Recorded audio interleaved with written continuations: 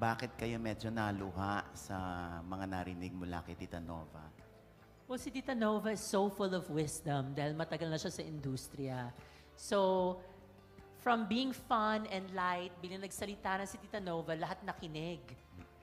At naantig yung damdamin namin dahil talagang mamimiss talaga naming lahat ang isa't isa. Totoo yung sinabi niya. Wala dito sa amin na isa talagang pastar or nagbigay ng bad vibes. Everyone's just so professional. Lahat binibigay nila yung 200% nila. Pag nagsama-sama kami, kahit na hindi ako nakakasama sa Tuesday night out, na nagiinuman because I don't drink so much anymore. Group ba yun? Group? Ha? Nasa ano? Oh, mga group? Chews. Ah. Chew family. Pero we want to also bond with the Binondo people. Hindi, pero talagang ang saya-saya kasi talagang lahat kami nagsama-sama and not only sa storya, lahat ng puntahan namin talagang hindi lang yung kung sinong pumatay kay Divine, pero talagang tumututok talaga silang lahat. So tama yung sinabi ni Tita Nova na talagang ang pag-ibig nga naman talagang tumatagos talaga kahit na hindi lang sa amin, kundi sa telebisyon.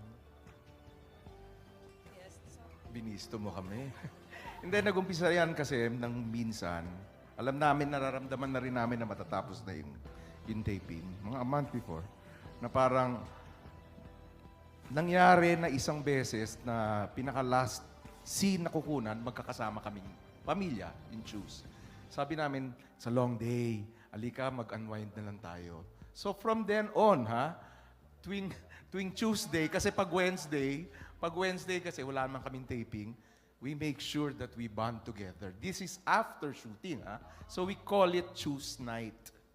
So minsan, kapag may Tuesday, Choose Night. So parang, ganon, naging parang pamilya na talaga kami.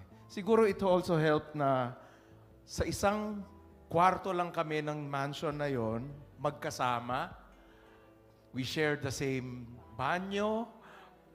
We hear stories. Si Albi, tulog ng tulog. Yung mga ganon. So, siguro bago matapos lahat, nalaman na namin ang ugali ng bawat isa. Naaamoy na namin ang isa't isa. So, ganon. And ang nakakatuwa rin, habang tumatagal, tinatawag na nila, naririnig ko lang, Aya, Dia, Ditsi, lahat. Tinatawag na nila, yung pangalan nila mismo sa show. So, tawagan. I think it's the term, yung tinatawag ng terms of endearment. So, we're so happy na because of this character, talaga na-extend yung bonding namin as a family.